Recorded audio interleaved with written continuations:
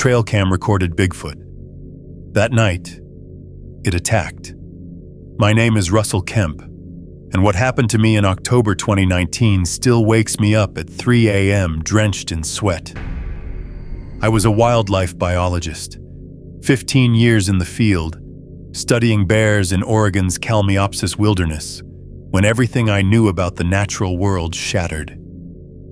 Camera 19 captured 3 frames at 2:14 a.m., something 8 feet tall, covered in auburn hair, staring directly at the lens with eyes that showed intelligence.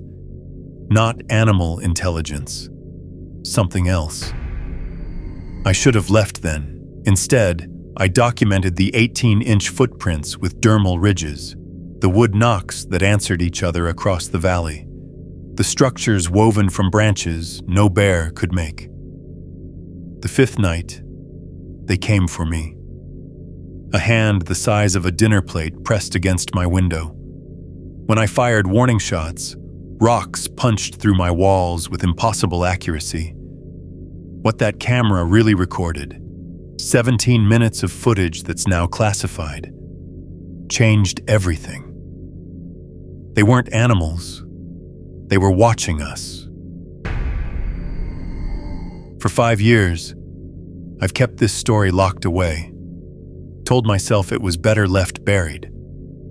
But last month, someone filed a Freedom of Information Act request about unusual wildlife incidents in the Kalmiopsis wilderness during October 2019.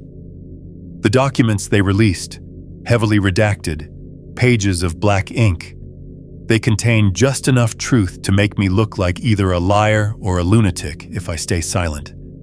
So here's the truth. All of it. In 2019, I was 47 years old with 15 years of field experience as a wildlife biologist. I'd published papers in the Journal of Wildlife Management, tracked grizzlies in Yellowstone, collar-tagged wolves in Montana.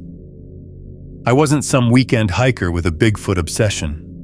I was a scientist conducting a black bear population study for Oregon State University in one of the most remote wilderness areas in the continental United States. The Kalmiopsis wilderness covers 500,000 acres of southwestern Oregon, some of the roughest terrain you'll find anywhere. My research station sat 12 miles from the nearest road, and I use the word road generously. It was more like a forgotten Forest Service track that turned to mud soup whenever it rained, which in Oregon means constantly from October through May. Getting to my station required a 12-mile hike that climbed 3,000 feet through old-growth forest, across creeks swollen with snowmelt, through brush so thick you'd lose sight of someone 10 feet ahead. I'd haul in supplies every 2 weeks, 50 pounds on my back each trip. The isolation was absolute. No cell service. Satellite phone only worked when the weather cooperated. Nearest human being at least 40 miles away. I loved it. See, that's what makes what happened even harder to process. This wasn't some alien environment to me.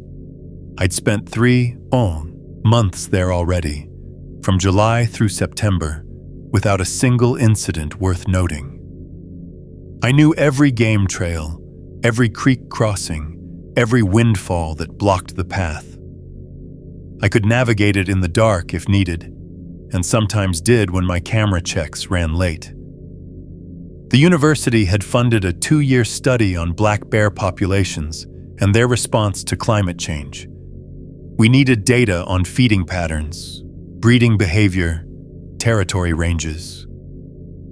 Standard wildlife biology.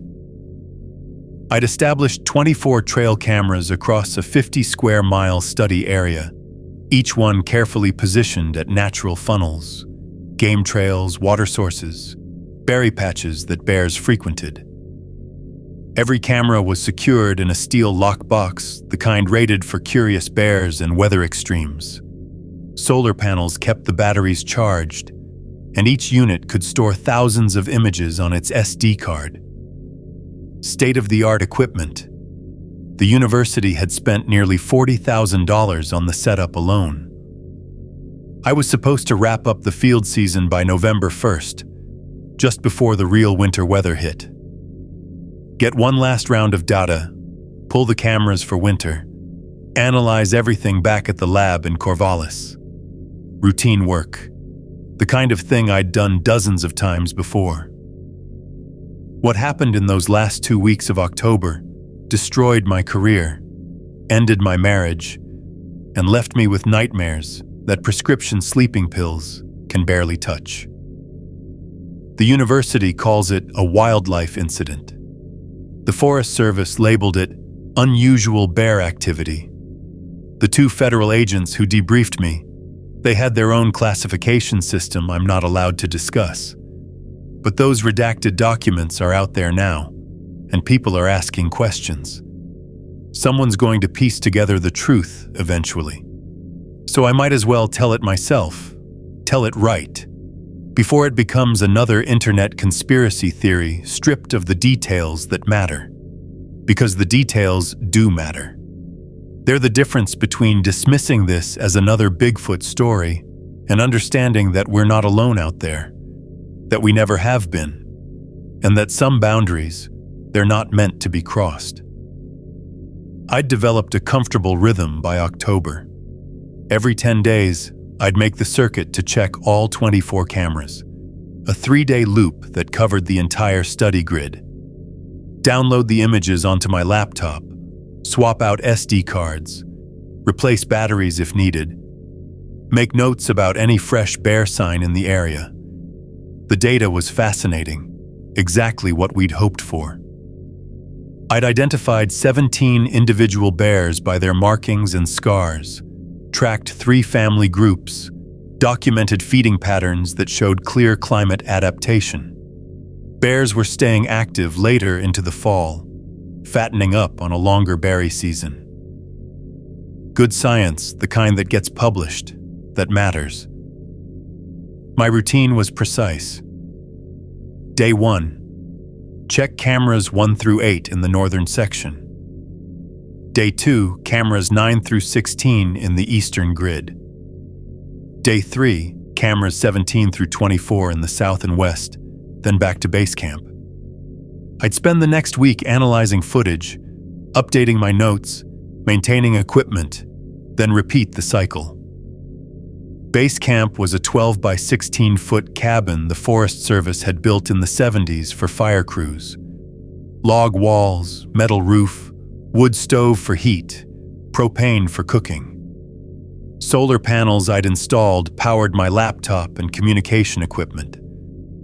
I had a reinforced food cache suspended between 2 Douglas firs, 15 feet off the ground. Standard bear country protocol. My truck, a 2015 Tacoma with $40,000 in university equipment, stayed parked behind the cabin. The isolation never bothered me. If anything, I treasured it. After my divorce, the solitude felt like healing. Just me, the wilderness, and work that mattered. I'd sit outside in the evenings, watching the Kalmiopsis River far below, listening to the spotted owls call across the canyon. Perfect peace. That peace ended on October 14th. I was checking camera station number 4, one of my most productive sites near a spring bears regularly visited. But the camera was facing the wrong direction, pointed up at the tree canopy instead of down the trail. My first thought was wind. Maybe a falling branch had knocked it.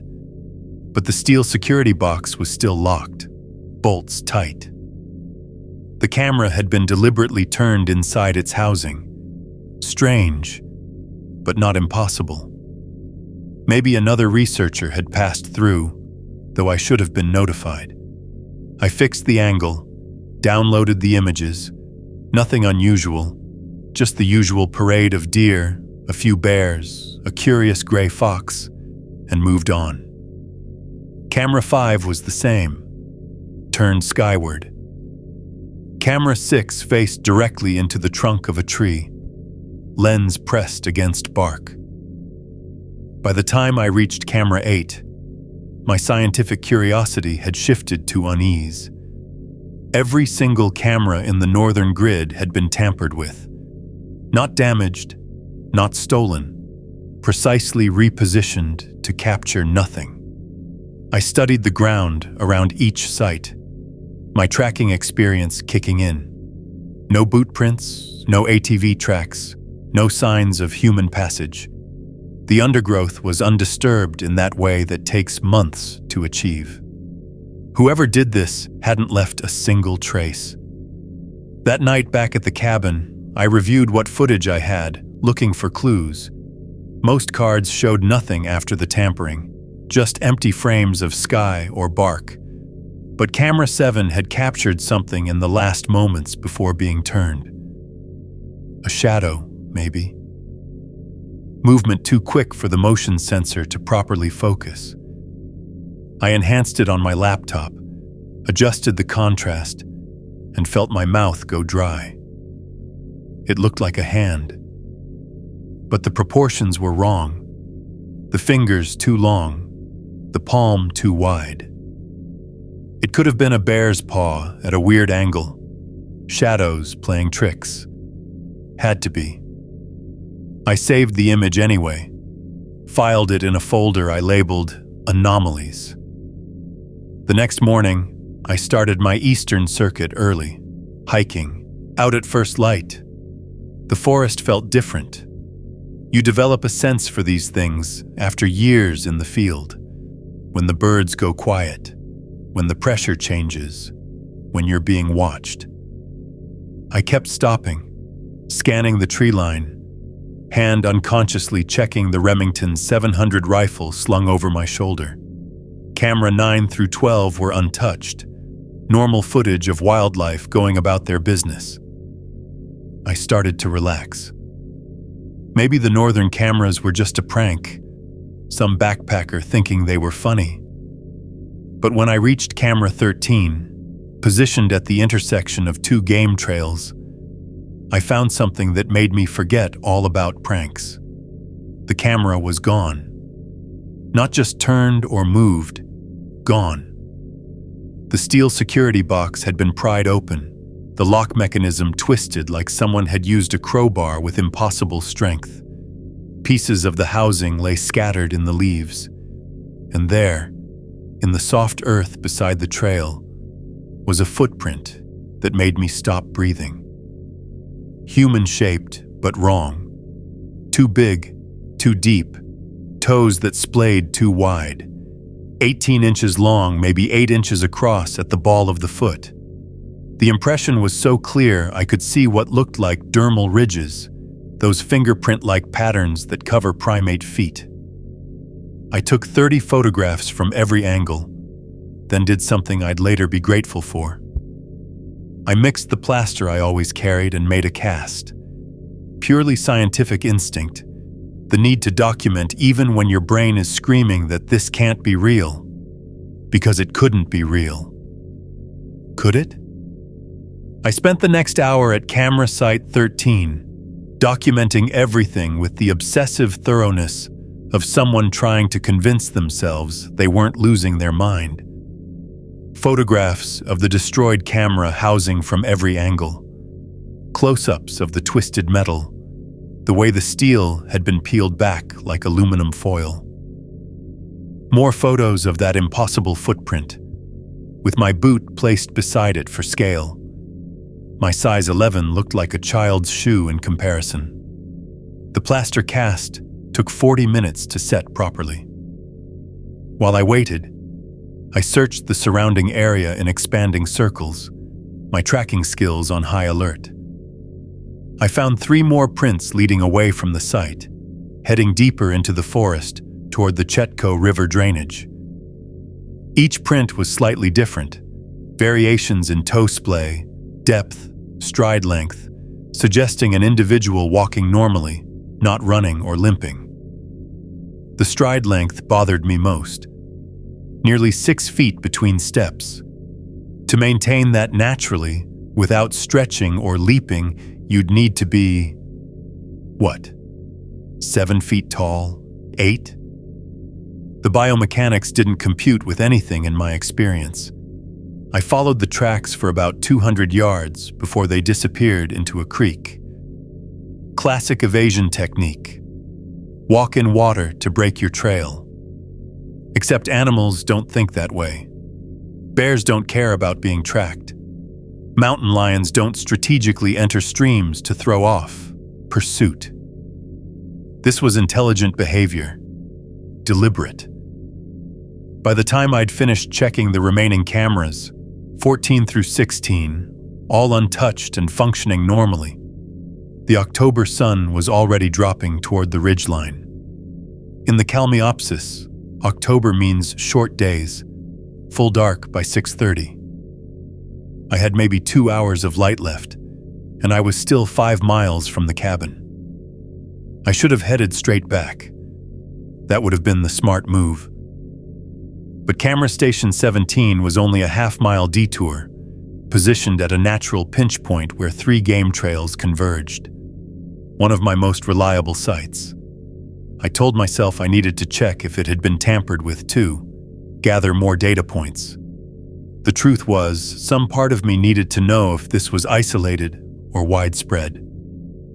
The forest felt wrong as I approached Site 17. Too quiet.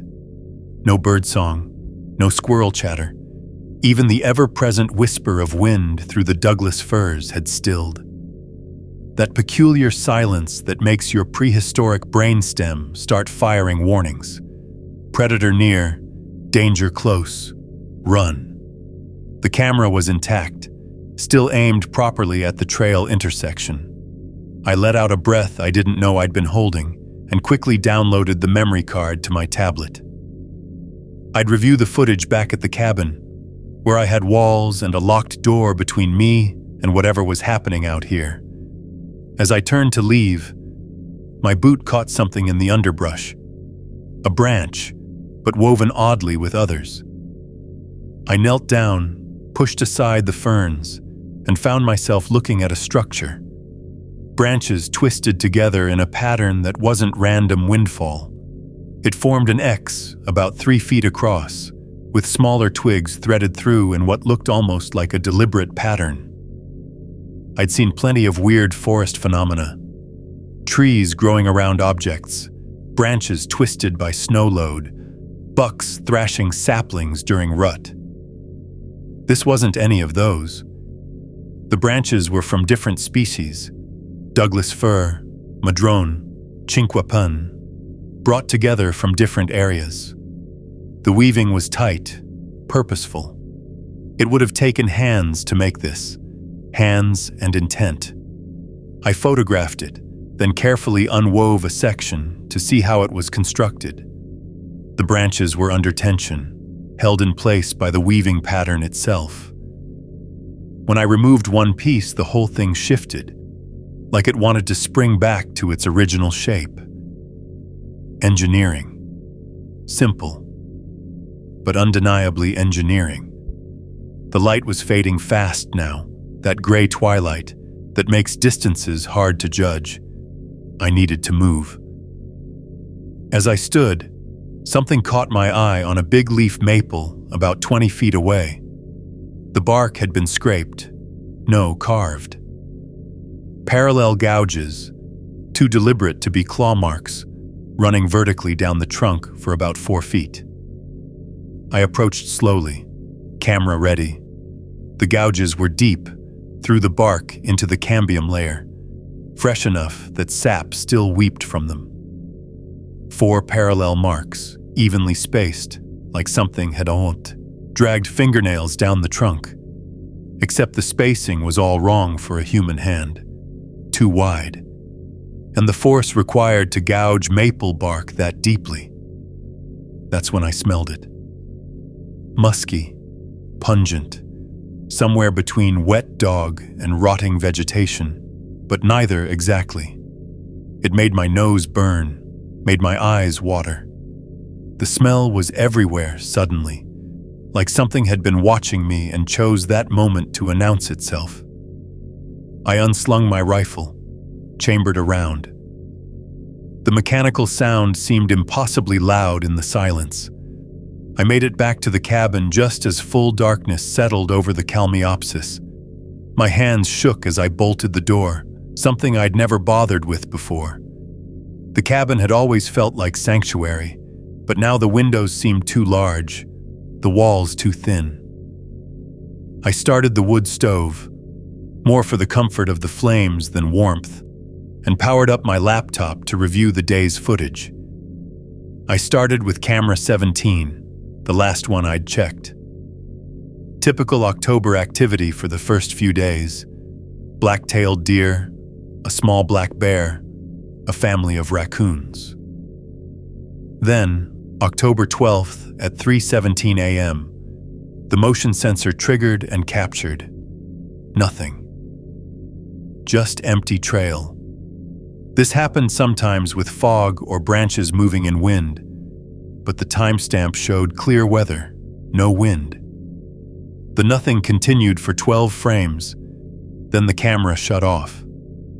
When it triggered again 6 hours later, a doe was grazing peacefully in frame. Normal, except for those 12 frames of nothing in the middle of the night. I moved on to the memory cards from the tampered cameras, the ones that had been turned skyward or into trees. Most showed exactly what you'd expect: canopy, bark, nothing useful. But camera 7 had captured something in the moments before being moved. October 13th, 11:43 p.m. Frame 1. Normal view of the trail. Frame 2. A blur of motion. Something large passing too close to the camera. Frame 3. The camera was already being turned, the image tilting wildly. But in that second frame, in that blur, there was detail. I enhanced it, adjusted the contrast, sharpened the edges. Part of a torso came into focus. Hair or fur, dark reddish-brown, covering what looked like a massive chest. The texture was wrong for bear fur, too long, hanging in what almost looked like strands rather than a solid coat. And the musculature underneath, defined in ways that suggested primate, not ursine. My rational brain kicked in, trying to explain it away. Black bears can stand upright, can look almost human-shaped in the right light. But I'd photographed hundreds of bears. This wasn't a bear. I spent 2 hours going through every frame from every camera, looking for anomalies I might have missed. Camera 11 had a weird heat signature on October 10th, just a white blob on the thermal trigger, too large and too warm for the ambient temperature. Camera 15 showed broken branches at the edge of frame on October 11th, branches that hadn't been broken the day before. Then I got to camera 19. This was one of my newer units, a high-end trail camera with better resolution and a faster trigger speed. I'd positioned it at a seep where mineral salts attracted wildlife. The footage started normally: deer, a few bears, a cougar that made me glad I carried the rifle. Then, October 15th, 2:14 a.m., the first frame showed the trail empty except for moonlight filtering through the canopy. The second frame made me push back from the table. A figure stood in the center of the trail, fully upright, facing the camera directly. Even in the infrared black and white, the detail was stunning. It stood at least 7.5 feet tall, maybe 8, covered in hair except for portions of the face, palms, and soles of feet visible as it stood. The body proportions were wrong for a human. Arms too long, torso too thick, legs slightly bent even while standing. But the face. God, the face is what I can't forget. Almost human in structure. Eyes, nose, mouth in the right places. But the brow ridge was pronounced, the jaw heavier, the nose flatter and wider, and the eyes, they reflected the infrared flash like a nocturnal animal's. But there was something else there. Intelligence. Awareness. It was looking directly at the camera, not past it or through it. At it, like it knew exactly what it was. The third frame showed it turning away, one massive hand reaching toward the camera, then nothing. The camera never triggered again, though it should have had battery life for weeks more. I stared at those 3 frames for an hour, cycling through them over and over. My scientific training warred with what I was seeing. Everything about my education, my career, my understanding of North American wildlife said this was impossible. Yet there it was, captured in crystal clarity by equipment I trusted completely. I tried to radio my supervisor at OSU. Static. The satellite phone gave me nothing but error messages. My cell phone, useless out here anyway, wouldn't even power on properly. I was alone with this impossible evidence, 40 miles from the nearest human being, with something out there that knew about my cameras, knew how to avoid them or disable them, something that was probably watching the cabin right now. I pulled up my research on great apes, on human evolution, on every cryptozoology report I'd ever dismissed as fantasy. The Patterson-Gimlin film, the Sierra Sounds, the Skookum cast. I'd laughed at these things, written them off as hoaxes or misidentification. Now I sat in my cabin, rifle across my lap, comparing my footage to theirs. Mine was better, clearer, undeniable. That's when I made 2 decisions that probably saved my life. First, I would set up a perimeter of cameras around the cabin itself, create a surveillance zone so nothing could approach without being documented. Second, I would hide a backup copy of FOMP, everything, the photos, the video files, my notes, in a place only one person would know to look. Because I was starting to understand that whatever was out there, it didn't want to be documented. And I was beginning to suspect I might not make it out of the Kalmiopsis with my evidence intact. Outside, something knocked on wood. 3 deliberate raps, evenly spaced. Then silence. Then 3 more from a different direction, further away. They knew I was here. I didn't sleep that night. How could I? Every time I started to drift off, another series of knocks would echo through the darkness. Sometimes close, maybe 50 yards from the cabin. Sometimes distant, up on the ridgeline. Always deliberate. Always in patterns of 3. At first light, I set up my defensive perimeter. 8 trail cameras in a circle around the cabin, each one covering overlapping fields of view. No blind spots. I used my best equipment, the cameras with the fastest trigger speeds, the clearest night vision, the longest battery life. If anything approached, I'd have it documented from multiple angles. The morning was eerily normal. Birds sang. Squirrels chattered. A black-tailed deer wandered past the cabin, browsing on huckleberry bushes like nothing had happened. I almost convinced myself I'd imagined the knocks. That stress and isolation were playing tricks on my mind. Then I checked my satellite phone. Still dead, but not broken. The screen showed full battery, full signal strength. It just wouldn't connect, like something was blocking the transmission. My GPS did the same thing, showing my position jumping randomly around the map. 1 second I was in the Kalmiopsis. The next I was apparently in the middle of the Pacific Ocean, then somewhere in Canada. I hiked out to check my remaining study cameras, the rifle never leaving my hands. Cameras 17 through 20 were intact, functioning normally, but 21 through 24, the southern grid, told a different story. Camera 21 had been turned to face the ground. 22 was missing entirely, just like 13. The security box twisted open with that same impossible strength. 23 had been removed from its mount and placed neatly at the base of the tree, completely undamaged but deliberately repositioned. Camera 24 made my blood run cold.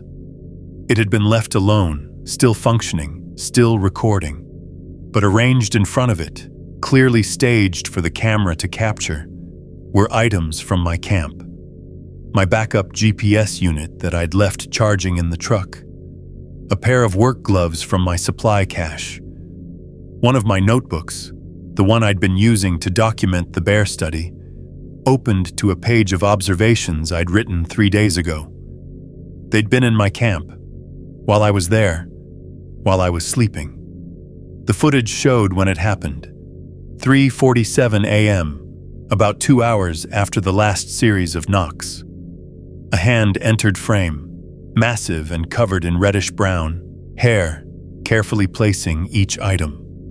The hand lingered over my notebook, one finger, too long, too thick, tracing along my handwritten notes. Then it withdrew, and nothing else triggered the camera. I gathered the items, trying to process what this meant. They could enter my camp undetected. They could unlock or bypass my truck. They could read, or at least recognized writing as significant. This wasn't animal behavior. This was a message. But saying what? We're watching you? Leave? We know what you're doing? Back at the cabin, I made a decision that probably seems crazy now. I wrote a note. Simple, direct. I mean no harm. I'm studying bears. I will leave if you want. I laminated it with my field laminating sheets and posted it on a tree 50 yards from the cabin, right in view of one of my perimeter cameras. That afternoon, I tried to create a backup plan. I couldn't hike out. I'd tried that once already and knew they could manipulate the trails, create false paths that led nowhere. But I had emergency flares, the kind that burn bright enough to be seen from aircraft. If things got desperate, I could signal for help. I also started documenting everything more carefully, not just photos and videos, but detailed written accounts. Times, locations, weather conditions, behavior patterns. If something happened to me, I wanted there to be a record. I made copies of everything on multiple memory cards, hid them in different locations. One in a Ziploc bag wedged under a rock in the creek. Another in a hollow tree 200 yards from the cabin. A third buried in a metal tin near camera site 19. As the sun set on October 18th, I checked the perimeter cameras from my laptop. All functioning, all showing normal forest activity. Then camera 3 triggered. Something large moved past, too quick for detail. Camera 4 triggered. Then 5. Something was circling the cabin, staying just at the edge of the camera ranges, testing the perimeter. I watched the feeds in real time as whatever it was completed 2 full circles, calculating, learning the camera positions, understanding their range and limitations. On the 3rd pass, it came closer, and camera 6 got a clear shot. It was massive, walking upright with a slightly crouched gait. The infrared showed body heat radiating from it, much warmer than the ambient temperature. It paused directly in front of the camera, turned to look at it. Even in the grainy night vision, I could see it tilt its head, studying the device. Then it reached out and gently, almost delicately, turned the camera to face the cabin, to face me. The message was clear. They knew exactly where I was, exactly what I was doing. The cameras weren't protecting me. They were just documenting my increasing vulnerability. October 19th started with a violation that shattered any remaining sense of security I had. I woke to find my food cache destroyed, not ransacked, destroyed. The steel cable I'd used to suspend it between two trees, rated for 800 pounds, had been snapped clean through. Not cut, not frayed, snapped, like someone had grabbed both ends and pulled until physics gave up. My supplies were scattered across a 100-yard radius, cans punctured with what looked like teeth marks, but from a jaw that could apparently bite through aluminum like paper. Dried goods torn open and scattered. My emergency rations, vacuum-sealed and stored in a bear-proof container, had been opened with surgical precision. The container itself undamaged, but every seal carefully pulled apart. But the really disturbing part was the organization. My supplies hadn't just been thrown around randomly. They'd been sorted. Canned goods in one pile, dried foods in another, medical supplies laid out in a neat row. Someone had gone through everything, categorized it, examined it. My antibiotics bottle was open, pills poured out and counted. Exactly half were missing. As I gathered what I could salvage, I found more tracks. Different sizes this time. The massive 18-inch prints I'd cast before, but also smaller ones. 12 inches, maybe 14 inches. Juvenile prints, but following the same bipedal pattern. A family group. That's what I was dealing with. Not a single creature, but a social unit. The smaller tracks led to something that still makes my hands shake when I think about it. Behind the cabin, built between two trees, was a structure. Branches woven together in a complex pattern, forming what looked like a blind. The kind hunters use to observe game. But this was positioned to observe my cabin, to observe me. Inside the structure, pressed into the soft earth, was a collection of handprints. Different sizes, overlapping, like they'd all pressed their hands down together. A record of presence. Some prints were massive, others medium-sized, and two sets that were small, child-sized, but with those same inhuman proportions. Young ones. They'd brought their young ones to watch me. I documented everything, took hundreds of photos, made plaster casts until I ran out of plaster. My scientific mind kept working even as my rational world collapsed. These weren't animals. They were something else. Something that cared for their young. Something that could plan and build and communicate. That's when I found the generator had been drained. Again. I'd filled it the previous evening, run it for maybe 2 hours. It should have had 8 hours of fuel remaining.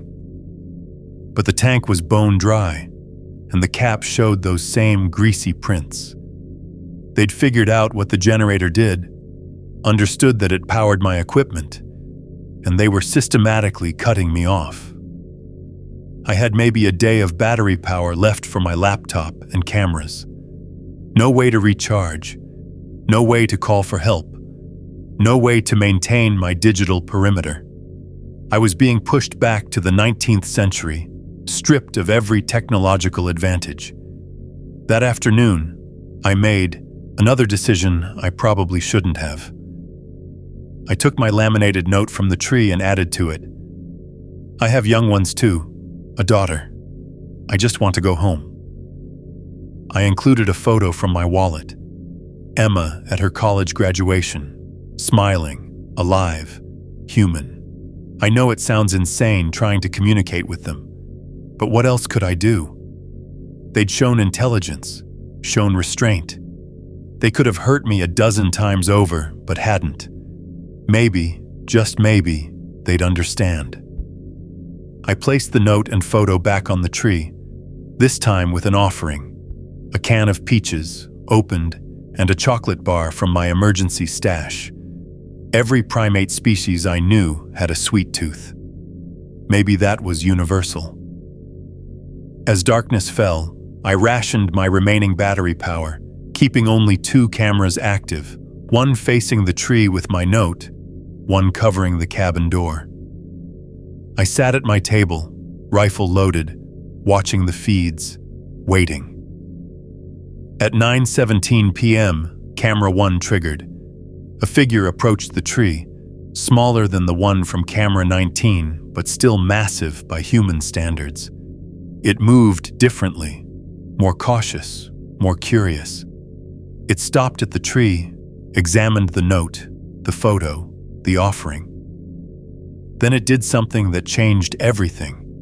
It sat down, cross-legged like a human would, and studied the photo of Emma.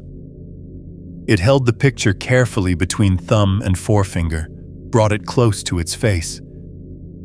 In the infrared, I couldn't see details, but the body language was unmistakable. Recognition. Not of Emma specifically, but of what she represented. Offspring. Family. Something worth protecting. The creature set the photo down gently, took the can of peaches, and tasted them. Then it stood, looked directly at the camera, directly at me through the camera, and made a gesture. Hand to chest, then extended toward the cabin. It repeated it 3 times. I understood, or thought I did. You. Me. Some attempt at, what? Peace? Understanding? Warning? Then it picked up a stick and did something that made me forget to breathe. It drew in the dirt.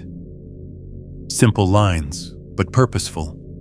A circle with lines radiating out. The sun. An arrow pointing east.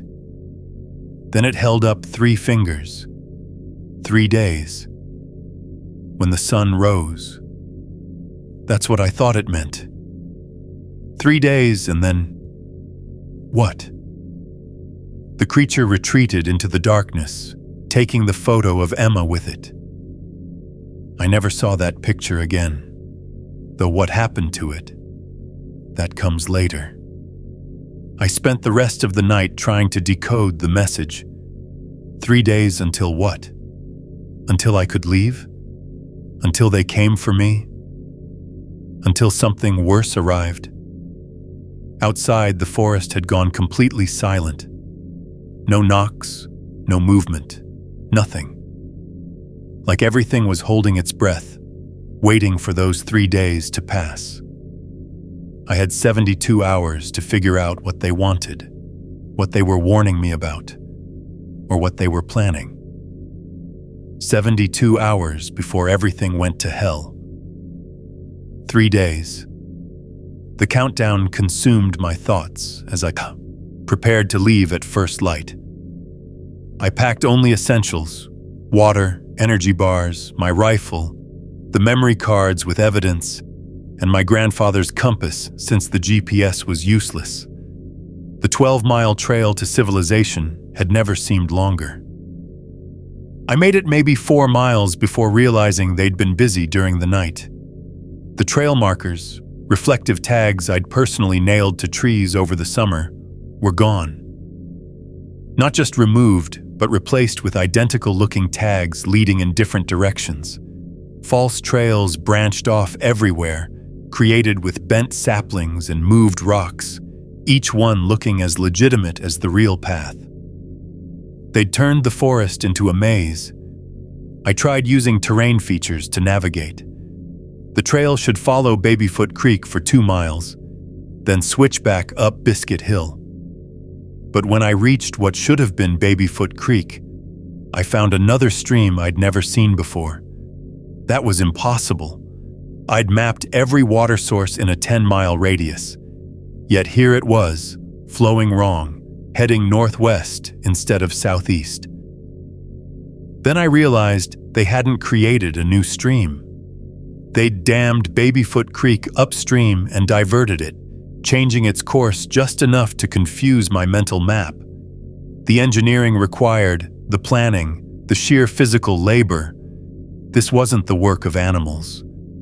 This was intelligent, coordinated, purposeful. My GPS chose that moment to completely lose its mind. The screen showed me in downtown Portland, then Death Valley, then Antarctica. The elevation reading said I was simultaneously at sea level and 14,000 feet. The compass spun wildly, the needle jerking like something magnetic was interfering with it. I found myself on a game trail I didn't recognize, surrounded by deadfall I knew hadn't been there 3 days ago. They'd dragged fallen trees from somewhere else, creating barriers that forced me onto specific paths. Their paths. I was being herded. The psychological pressure was getting to me. Every shadow could be them. Every breaking branch made me swing the rifle around. I was exhausted from the sleepless night, dehydrated despite drinking constantly, and increasingly convinced I was walking in circles. Then I heard it. Movement in the brush, keeping pace with me, not trying to hide anymore. Multiple individuals based on the sound patterns, parallel to my path, maybe 30 yards out on both sides. An escort, or guards. I stopped, shouted into the forest. "I'm leaving. That's what you want, right? I'm trying to leave." The movement stopped. Then, from somewhere above, they'd climbed into the canopy, came a sound I'll never forget. Not quite human speech, not quite animal vocalization. Something between the two, tonal and rhythmic. It lasted maybe 10 seconds, then silence. I tried a different approach, heading directly downhill. Follow water downstream and you'll find civilization eventually. Basic survival knowledge. But every stream I found had been altered, diverted, dammed, or blocked with debris. They'd re-engineered miles of watershed in 3 days. As afternoon shadows grew long, I admitted defeat. I'd been walking for 8 hours and had no idea where I was. The sun was setting, and spending the night in the open seemed like suicide. Using the last of my flagging energy, I followed my own footprints back, a humiliating retreat that took until full dark. The cabin appeared exactly where it should be. I'd never actually been more than 2 miles from it. That night, the knocks returned with new complexity. Not random anymore, but structured, almost conversational. A series from the north would be answered by the south. The east would join in, then the west. They were surrounding me, but more than that. They were communicating about me. I started documenting the patterns. 3 quick knocks, pause, 2 slow knocks. Answer, 5 rapid knocks. Counter-answer. 1 heavy impact that shook the cabin walls. Each sequence had responses, like call and response, like language. I grabbed my audio recorder, one of the few devices still functioning, and captured 20 minutes of the exchange. Later analysis would reveal something stunning: mathematical patterns, prime numbers, Fibonacci sequences, geometric progressions. They were showing off, demonstrating intelligence in a way that couldn't be misinterpreted. Around midnight, the knocks stopped. The silence was worse than the noise. I peered through the window and saw them in the moonlight. 4 figures standing at the edge of the clearing, perfectly still, facing the cabin. Different sizes, the massive one from camera 19, 2 medium-sized adults, and what looked like an adolescent. They stood there for an hour, not moving, not threatening, just watching, waiting, like they were giving me time to understand something. Then the largest one moved forward, stopped 20 feet from the cabin, and did something incredible. It picked up a stick and began hitting the ground in a pattern. The same pattern I'd been knocking on my table earlier while trying to decode their communications. It had been listening, learning, mimicking. I responded, knocking the same pattern on the window frame. The creature tilted its head, then added a variation, the pattern plus 2 additional beats. I copied it. Back and forth we went, adding complexity, creating a rudimentary dialogue through percussion. This went on for maybe 10 minutes before the creature set down its stick and made that same gesture, hand to chest, hand extended toward me. Then it pointed east, held up 2 fingers. 2 days now, not 3. The group retreated to the tree line but didn't leave. I could see their eyes reflecting the moonlight. 4 pairs of intelligent eyes watching my every move. I understood then that this wasn't random harassment. They were teaching me something, preparing me for something. I spent the rest of the night analyzing the recorded knocks, using software on my dying laptop. I identified at least 40 distinct patterns, each with consistent responses. It wasn't random. It was structured communication, as complex as any dolphin or whale song I'd studied. But why? Why reveal this to me? Why not just scare me off, or worse? The answer came at dawn.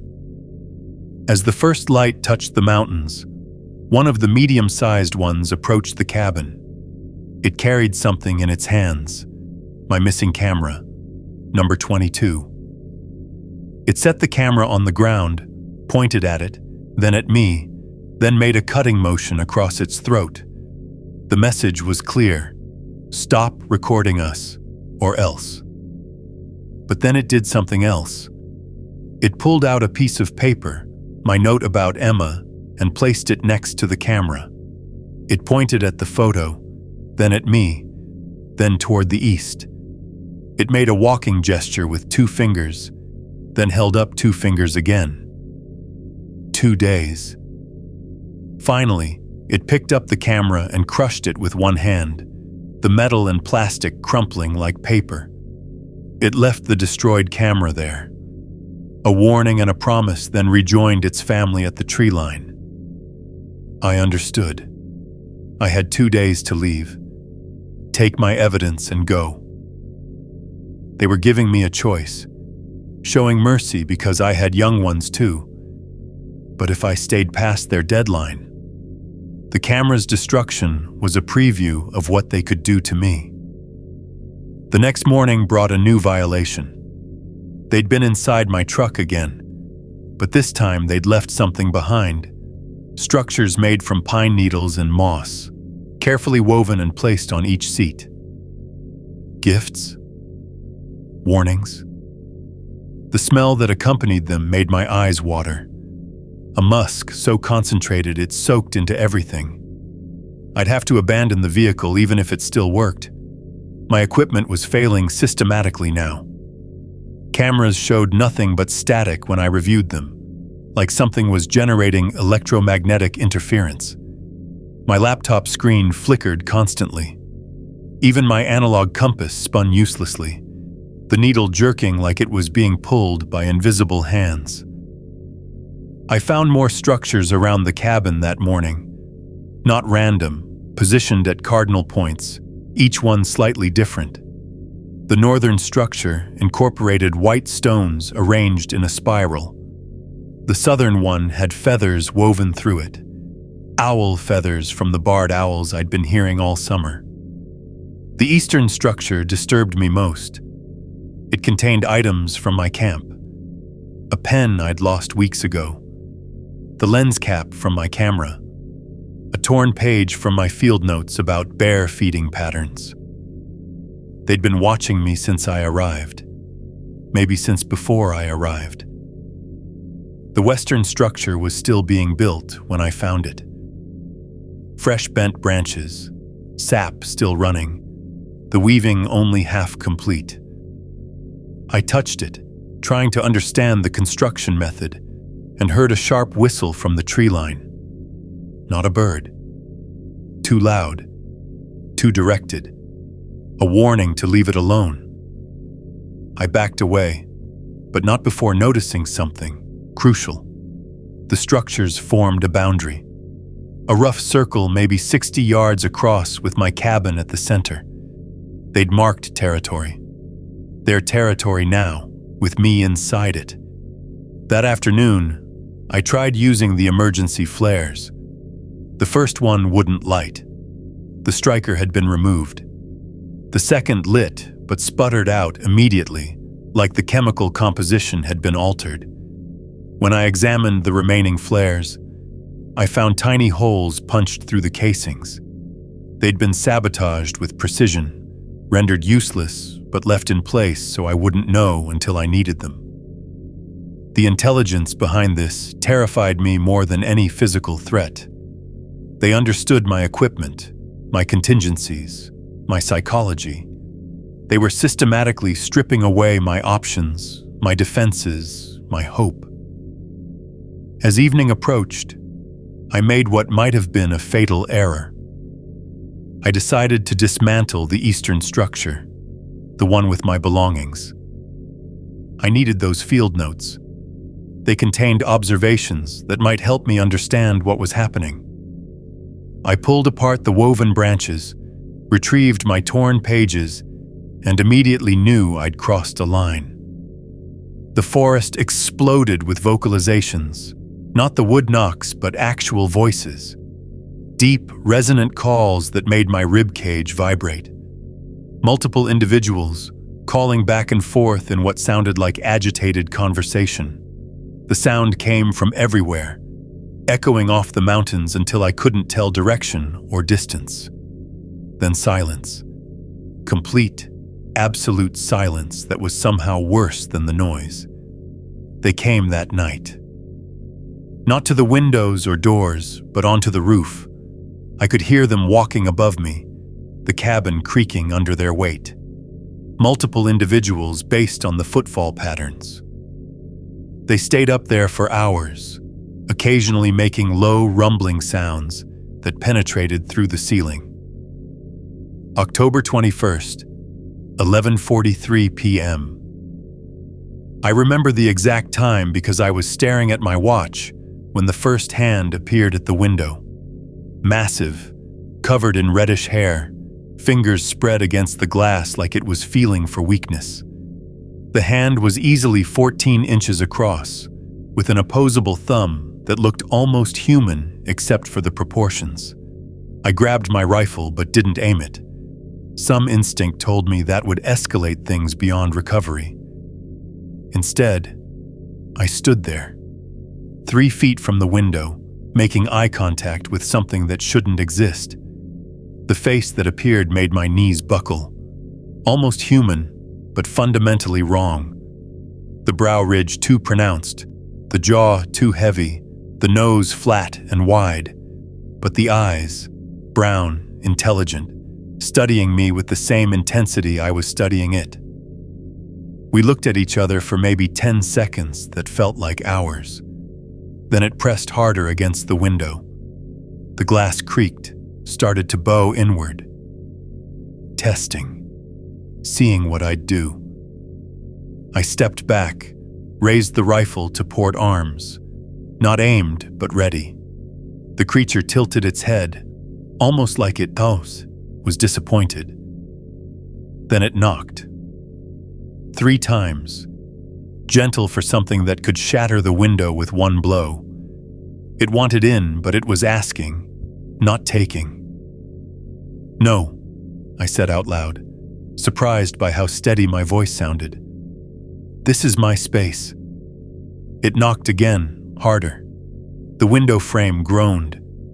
I could see others now, shapes moving in the darkness beyond the first one. A smaller figure, maybe 6 feet tall, but built like a linebacker. Another massive one near the door. They were surrounding the cabin. I did the only thing I could think of. I fired a warning shot through the roof.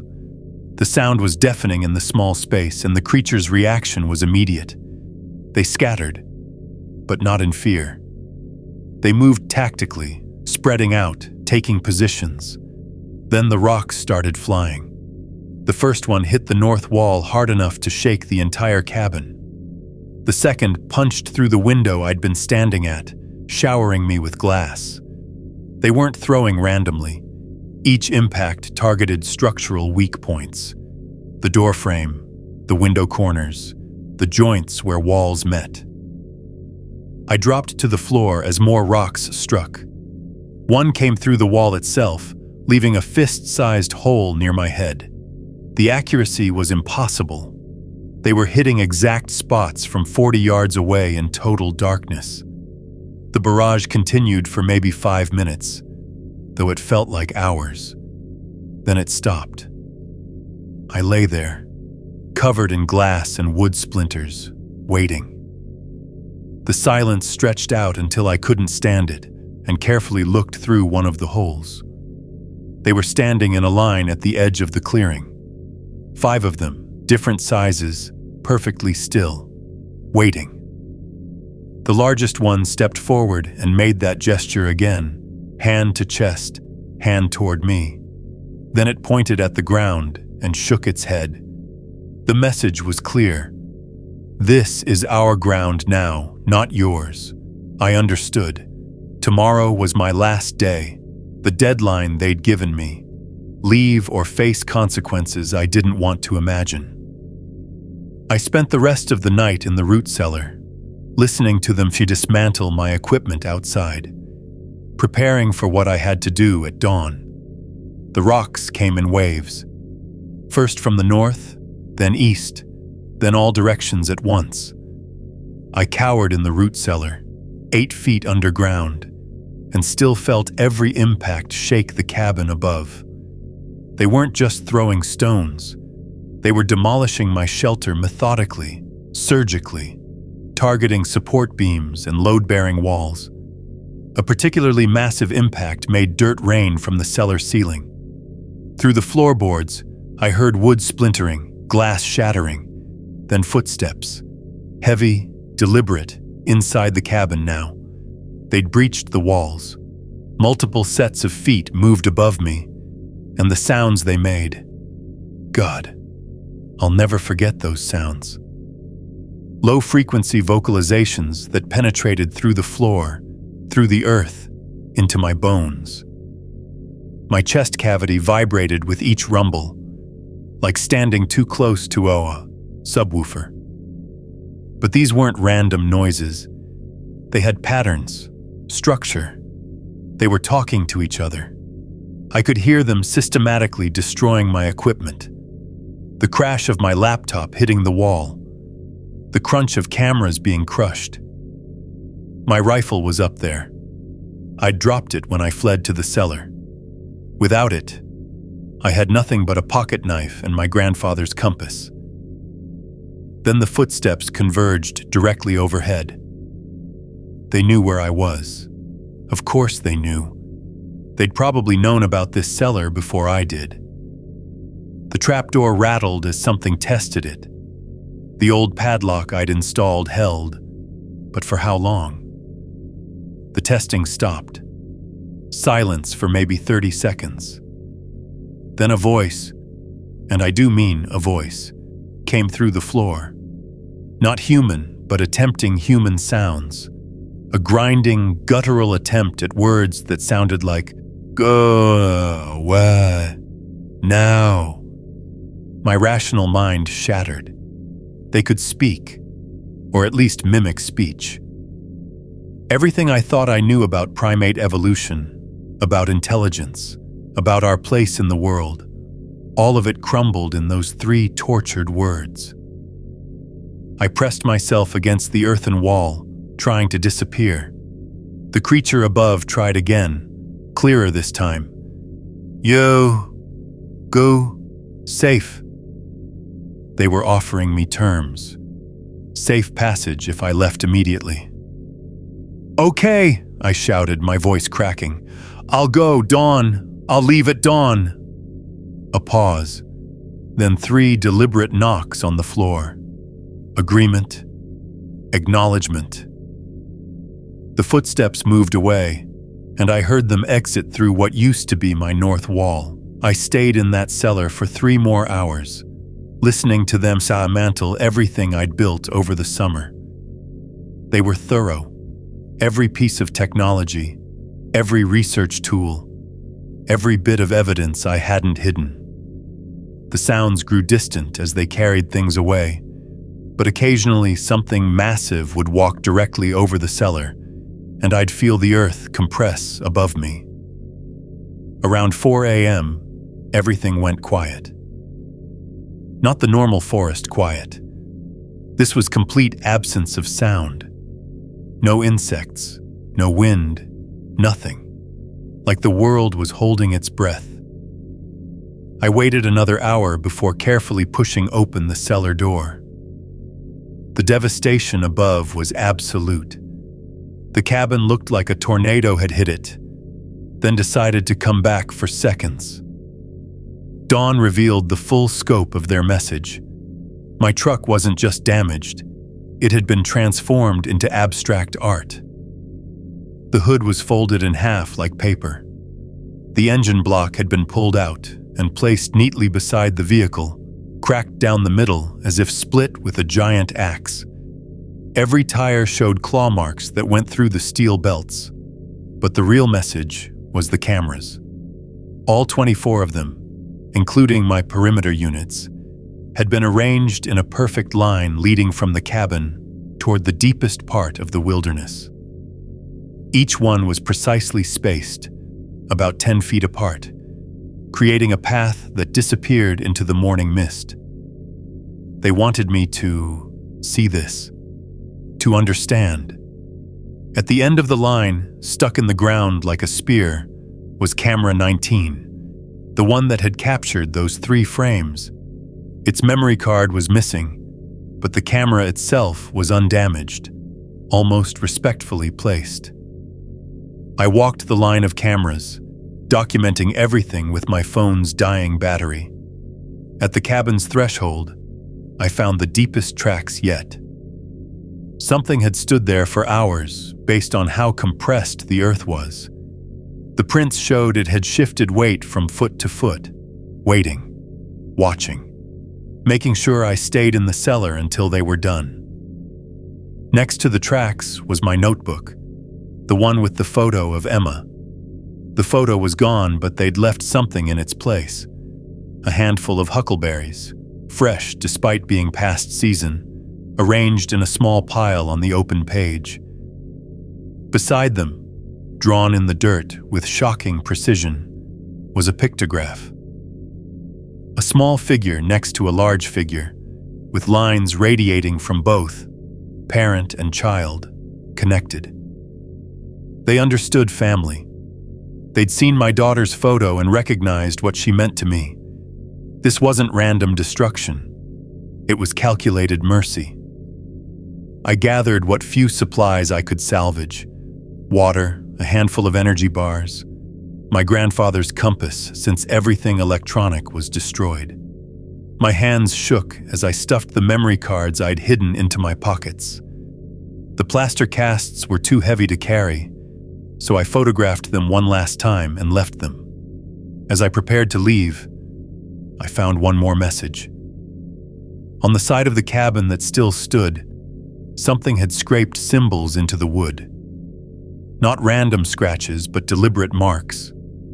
3 horizontal lines with a diagonal line through them, a universal symbol for no or forbidden. Below it, carved deeper, was a rough outline of a camera. The meaning was clear: no more documentation. This place was off limits. I started the 12-mile hike out as the morning sun touched the peaks of the Kalmiopsis. Every step felt watched.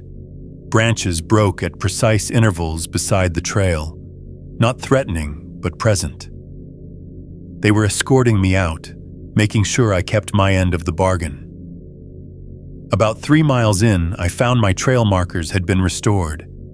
Every single one, back in its original position. The false trails were gone. The streams ran in their normal channels. It was as if the forest had reset itself, erasing any evidence of their engineering.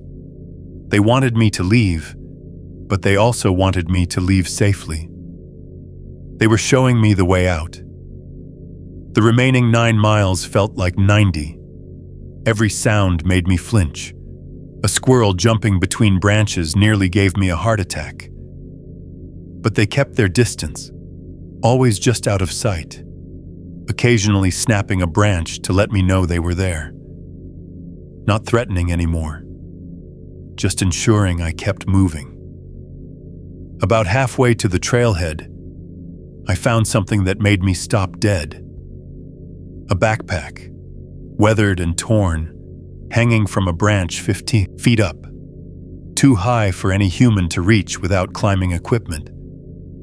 Inside were moldy remnants of gear, a wallet with a driver's license from 2017. A hiker who'd gone missing 2 years ago, search called off after 3 weeks. They'd never found a body. I left it there. Whatever story it told, I didn't want to know.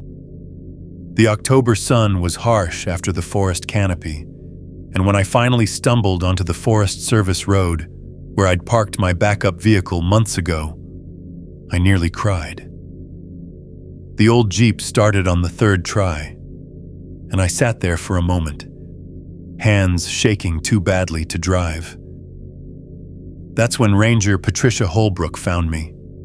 She'd been heading up to check on backcountry permits and saw my Jeep parked crooked, me sitting behind the wheel, looking like I'd aged 10 years in 10 days. "Russell? Jesus, what happened to you?" I must have looked insane. Clothes torn, covered in dirt and dried blood from rock shrapnel cuts, eyes wild with exhaustion.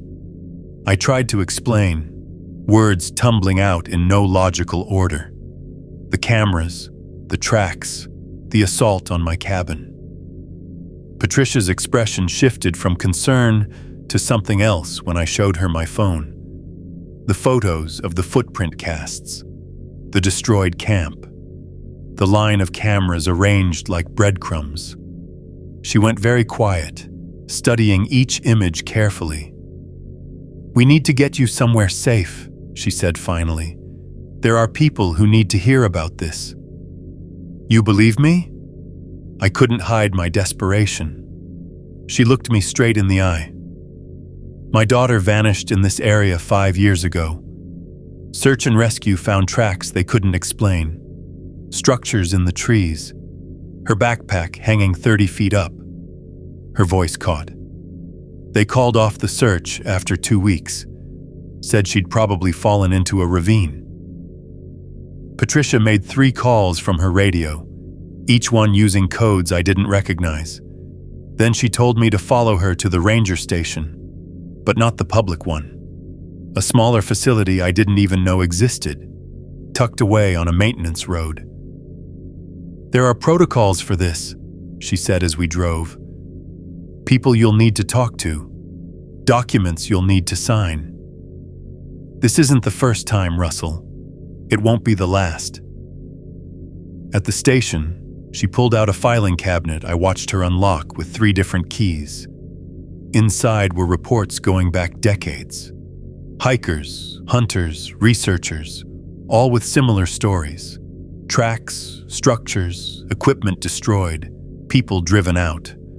Or worse, people who never came out at all. 1983, she said, showing me a report. Geology team. Found their camp destroyed, same pattern as yours. 1 survivor. He spent 6 months in psychiatric care. 1997, wildlife photographer. Came out with 3 minutes of footage and a story about a family group. The footage disappeared. So did he 2 weeks later. 2004, Forest Service survey team. 3 people. Only 1 made it out. Said they were escorted, just like you described. The other 2, she shook her head. Page after page of incidents, all classified, all buried. The Kalmiopsis had been hiding this secret for generations. They arrived exactly 6 hours after Patricia's first call. 2 federal agents in a black Suburban with government plates, wearing suits that looked absurd in the rural Oregon setting. Agent Turner was older, weathered, with eyes that had seen too much. Agent Moss was younger, skeptical, taking notes on an encrypted tablet. The debriefing took place in a windowless room in the ranger station. They already knew who I was, had my entire academic history pulled up on their devices. They knew about my study, my credentials, even my divorce. They'd done their homework in those 6 hours. "Dr. Kemp," Turner began, "we need you to walk us through everything, from the beginning. Every detail, no matter how insignificant it might seem." For 6 hours, I talked. They interrupted constantly with questions. What time did specific events occur? What were the exact weather conditions? Did I notice any electromagnetic anomalies before the equipment failures? Had I experienced any missing time? When I showed them my photos and videos, Moss transferred everything to their secured drives, then wiped my phone clean. "For your own safety," he said. Turner pulled out satellite imagery on his tablet. "This is your camp, October 19th, 11 p.m. The infrared image showed my cabin, a white hotspot, but surrounding it were other heat signatures, large ones. 7, maybe 8 individuals arranged in a rough circle. Their body temperature runs about 3 degrees higher than human normal, makes them easy to track from above when they're not under heavy canopy. You've been watching them?" I couldn't hide my shock. Turner and Moss exchanged glances. "We monitor certain areas of interest.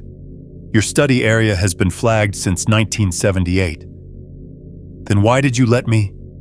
"We don't prevent research, Dr. Kemp. We manage the aftermath. Most researchers never encounter them. You were unusually persistent.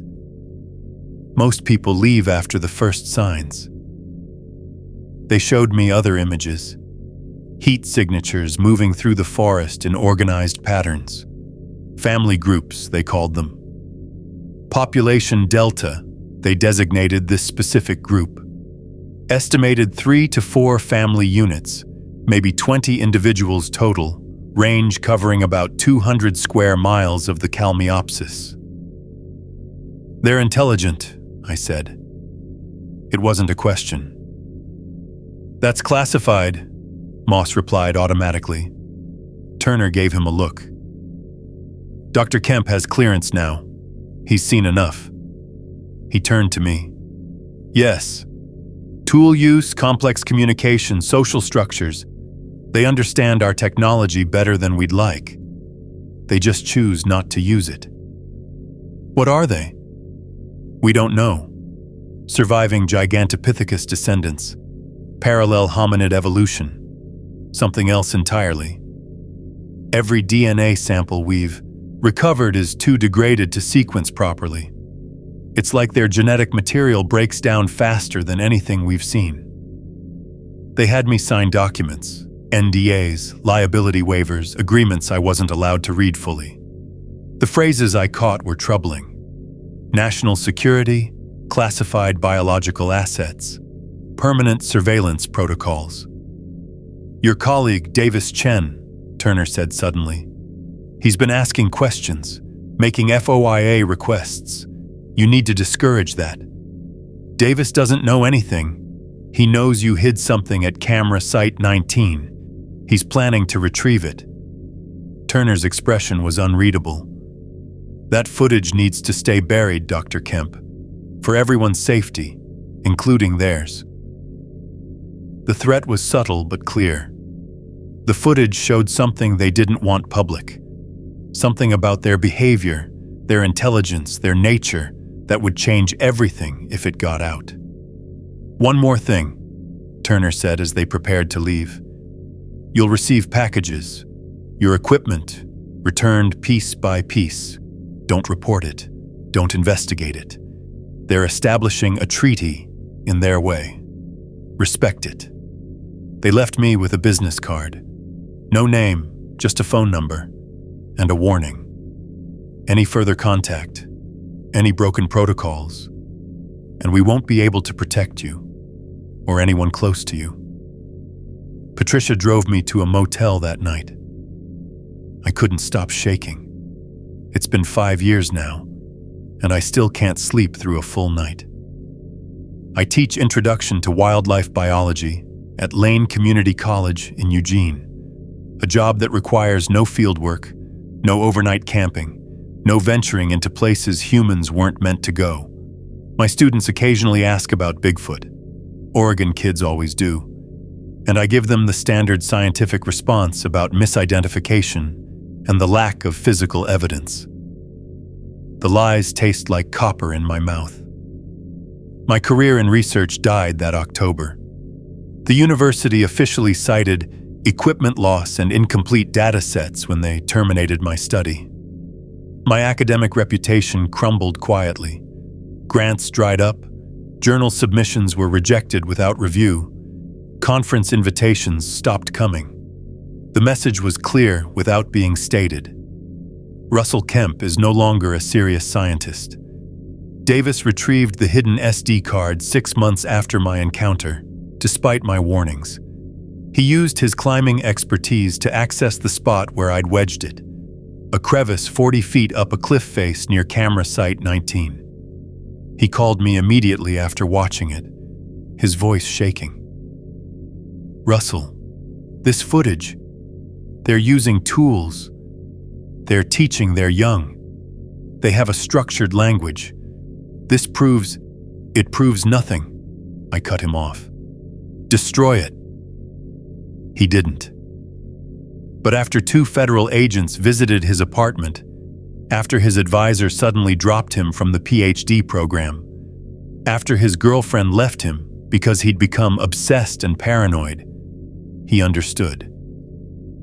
The footage sits in a safety deposit, box now, under a false name, in a bank 3 states away. Insurance, he calls it. Or maybe evidence for a future that's ready for the truth. I successfully petitioned to have my former study area restricted from public access. The official reason is geological instability and abandoned mine hazards, though there are no mines within 50 miles. The restriction will remain in effect indefinitely, reviewed every 5 years by a committee that doesn't officially exist. Patricia Holbrook retired early, moving to the coast where she tends a lighthouse. We exchange Christmas cards, but never speak of that October. Her last message to me was simple. Some doors, once opened, can never be fully closed. The packages started arriving 3 months after I left the Kalmiopsis. No return address, no postmark, always left on my doorstep between 3 and 4 a.m. My equipment, piece by piece, returned in perfect condition. Cameras cleaned and functioning. Memory cards wiped but undamaged. My rifle, which I'd abandoned in the destroyed cabin, oiled and maintained better than I'd ever kept it. Each package included something else. A gift maybe, or a warning. Pine cones from trees that don't grow below 8,000 feet. Obsidian arrowheads napped with impossible precision. Once a bundle of medicinal plants used by the indigenous tribes of the region, tied with my own bootlace that I'd lost on the trail. The most disturbing package came last year. Inside was my notebook, the one where they'd left the huckleberries. But now it contained new pages I hadn't written. Drawings in charcoal and plant dyes, images of my cabin, my truck, my face rendered with disturbing accuracy. And on the last page, that photo of Emma they'd taken, carefully pressed between leaves to preserve it. They'd written something beneath it. Not in English, but in symbols that looked almost like a child's attempt at writing. I spent weeks trying to decode it before realizing it wasn't meant to be decoded. It was meant to be felt. A parent acknowledging another parent. A promise, maybe. Or a boundary being drawn. The missing persons reports from the Kalmiopsis have increased by 300% since 2019. The Forest Service attributes it to inexperienced hikers attempting dangerous terrain. But I know better. They're still there, defending their territory with increasing aggression as humans push deeper into the wilderness. Climate change drives both species toward inevitable conflict. Sometimes, on very quiet nights, I hear wood knocks in the distance. Not in the Kalmiopsis. I live 90 miles from there now. But they travel. Or maybe there are more of them than anyone realizes, living in the spaces between our world and theirs, in the places we've convinced ourselves are empty. I still have the business card the federal agents gave me. Once a month, I get a call from a blocked number asking if there's been any contact, any new information, any reason for concern. I always say no. They always know I'm lying. The surveillance continues on both sides of a treaty that was never signed, but is somehow binding. Last week, a student asked me if I believed in Bigfoot. I looked her straight in the eye and said, "I believe there are things in this world that don't want to be found, and we should respect that." She laughed, thinking I was being cryptic and professorial. If only she knew the price of that knowledge. If only she understood that some mysteries are meant to remain unsolved, not because we can't solve them, but because solving them would break something fundamental about how we see our place in the world. The Kalmiopsis wilderness stretches across 500,000 acres of Oregon. Officially, it's protected land, home to black bears, Roosevelt elk, and rare plant species.